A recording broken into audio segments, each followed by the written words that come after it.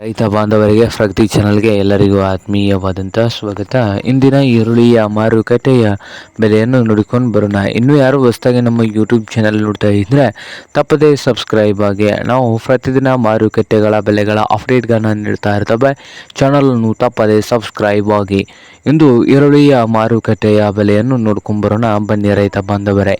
ಇಂದು ಹುಬ್ಳಿ ಮಾರ್ಕೆಟ್ನಲ್ಲಿ ಒಂದು ಕ್ವಿಂಟಲ್ ಈರುಳ್ಳಿ ರೇಟ್ ನೋಡೋದಾದರೆ 700 ರೂಪಾಯಿದಿಂದ 2000 700ದಿಂದ 2000 ರೂಪಾಯಿವರೆಗೆ ಒಂದು ಕ್ವಿಂಟಲ್ ಈರುಳ್ಳಿಯ ಬೆಲೆ ಹುಬ್ಬಳ್ಳಿ ಮಾರುಕಟ್ಟೆಯಲ್ಲಿ ಬೆಲೆಯನ್ನು ಹೊಂದಿದೆ.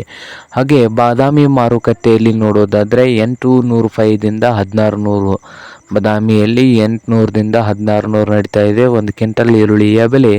ಹಾಗೆ ಇನ್ನೊಂದು ಮಾರುಕಟ್ಟೆ ಬೆಳಗಾವಿಯಲ್ಲಿ 1000ದಿಂದ 1700, 1700 ಬೆಳಗಾವಿಯ ಮಾರುಕಟ್ಟೆಗಳಲ್ಲಿ ಒಂದು ಕ್ವಿಂಟಲ್ ಈರುಳ್ಳಿಯ ಬೆಲೆಯನ್ನು ಹೊಂದಿದೆ.